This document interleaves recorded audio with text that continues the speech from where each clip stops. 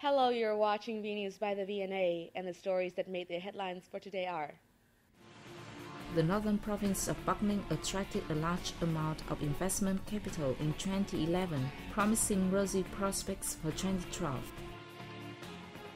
Going to the pagoda is a time-honored cultural tradition of Vietnamese, especially during the Lunar New Year festival. The ancient town of Hoi An, one of the World Heritage Sites in Quang Nam province, has been named the top destination in Asia for 7 consecutive times. In 2011, the northern province, Bac Ninh, attracted a large amount of investment capital, promising a rosy prospect for 2012. This is seen as a foundation for the province to continue speeding up the transforming of its economic structure towards an industrialized locality in 2015. Last year, Bac Ninh lured 60 new foreign direct investment projects, while 14 existing projects received more capital, with a total investment capital of over $600 million, up 88% from the previous year. Apart from FDI projects, the province also had 90 domestic projects capitalized at more than 20 trillion Vietnamese dong, a year-on-year increase of 34%. Industrial zones in the province gather investors from over 20 countries and territories worldwide, including the Republic of Korea, Japan, China, and Taiwan.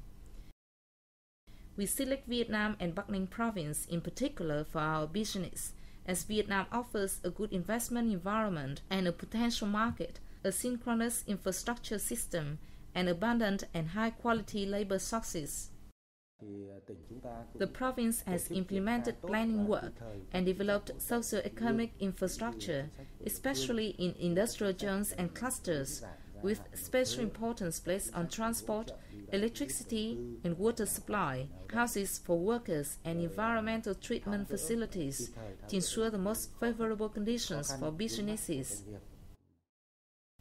Successes gained by FDI projects in Bac Ninh, such as Samsung and Canon, have encouraged other investors to the locality, and foreign businesses have contributed significantly to the province's GDP and export revenue. Last year, businesses in general faced a wide range of difficulties. However, our company recorded great successes. We increased the number of workers to over 18,000 people. We also posted an export turnover of $5 billion. With 2 factories in Bac Ninh, we plan to pay more attention to improving technology and producing key products. To achieve this target, we have to import machinery from foreign countries. We hope that the Provincial People's Committee will help Canon secure supply of production materials from local sources in Bac Ninh and Vietnam. Located in the key economic area in the north, Bac Ninh is expected to continue to be an attractive investment destination for both domestic and foreign investors. Going to the pagoda is a time-honored cultural tradition of Vietnamese people, especially when spring comes and during the Tet holiday. Many people visit pagodas to pray for good fortune for themselves and their family. There are differences among regions in rituals and practices of visiting a pagoda. People in the north offer incense, flowers, votive money burnt for the dead, and Chinese script petitions, which convey the wishes of everyone in the family for a new year to pass as expected. It is much simpler for southern people. They usually bring flowers and fruit and wish for what they want, as they do not use Chinese written petitions. Although there are differences in customs and traditions among regions, all aim toward the true, the good, the beautiful. I go to the pagoda at the start of the year to pray for health for my family and success for my children in their study. I go to the pagoda to wish for safety, soundness, and good things for the new year, and to feel peaceful in my soul. Visiting a pagoda has become a habit and a cultural characteristic of Vietnamese people. Whether or not their prayer will come to the Buddhist sanctuary, they feel peaceful with the desire of a brighter future after going to the pagoda.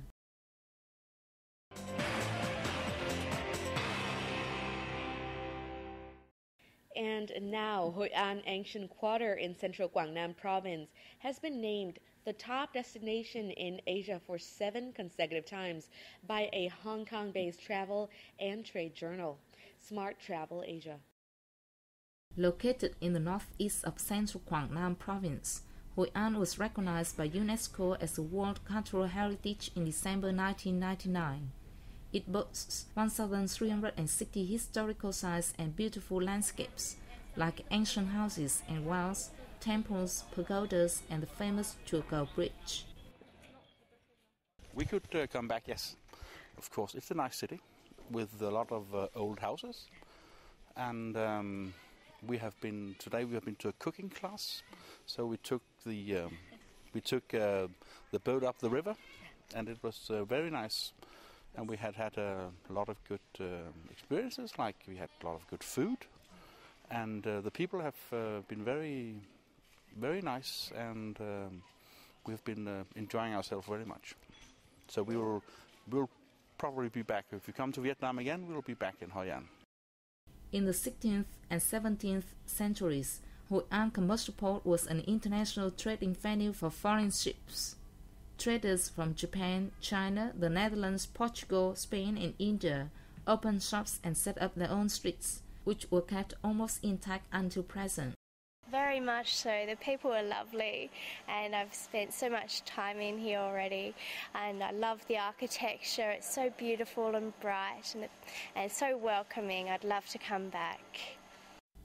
Over the past centuries, the Hoi An Ancient Quarter has remained as a living museum of architecture and urban lifestyles. Apart from its architectural values, Hoi An still boasts a huge intangible cultural foundation.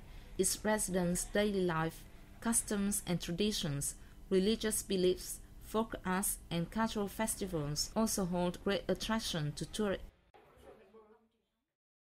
Conical hats are unique products of traditional craft villages in the former imperial city of Hue in central Thừa Thiên Huế province. They have been associated with the Hue people not only as an object that shields against the sun and rain, but also as a cultural symbol of discretion, elegance, delicacy, and the charm of Hue women. Let's see. Conical hats are unique products of traditional craft villages in the former imperial city of Hue in central Thừa Thiên Huế province. They have been associated with Hue people not only as an object that shields against sun and rain, but also a cultural symbol of discretion, elegance, delicacy, and the charm of Hue women. While conical hats in the north are made of palm leaves, Hue conical hats are made of latanier leaves, which are white with a natural pale green tinge. Hue's craftsmen have to choose small needles and threads to stitch the hat. The beauty of the hat requires diligence and incredible handiwork to craft the leaves on sitting hooks, which are made of bamboo. I have made hats for 27 years, and I love it as the business is easy. As long as my eyes are still bright, I will continue to do it. Craftsmen put pictures of Hue landscape and lines of verse between the two layers of thin leaves. Thus the name known by thơ poetry hat. These pictures and letters can only be seen under sunlight. For this reason, conical hats are popular as souvenirs. I have visited Hue several times, and each time I bought gifts for my friends. This time I want to buy Hue's conical hats as souvenirs, since I have not visited Hue for 4 years. The time-honored cultural values have been crystallized in the beauty of Hue's conical hats. I like Hue's poetry hats as they reflect the grace and charm of Hue's women and the beauty of Hue, the ancient capital home to 9 kings and 12 lords. The beauty was mentioned in the set of history books called Đại Nam Nhất Thống Chí, which said poetry hats are like thin paper and are as light as a wild goose wing. People like them because of their beauty and durability. As a Hue girl, I'm very proud wearing the traditional outside with the poetry hat as I feel more elegant and graceful. I hope that people worldwide will come to know Hue's conical hats. We hope that Hue's heritage will receive the attention of people and tourists, and this heritage belongs to not only Hue, but also the entire nation, and they have also become a part of human culture. The beauty of Hue's conical heads and women has been an added source of inspiration for poets. Hue's conical heads have traveled out of Vietnam to international friends. And now we've come to the end of today's program. Thank you for tuning in and see you tomorrow.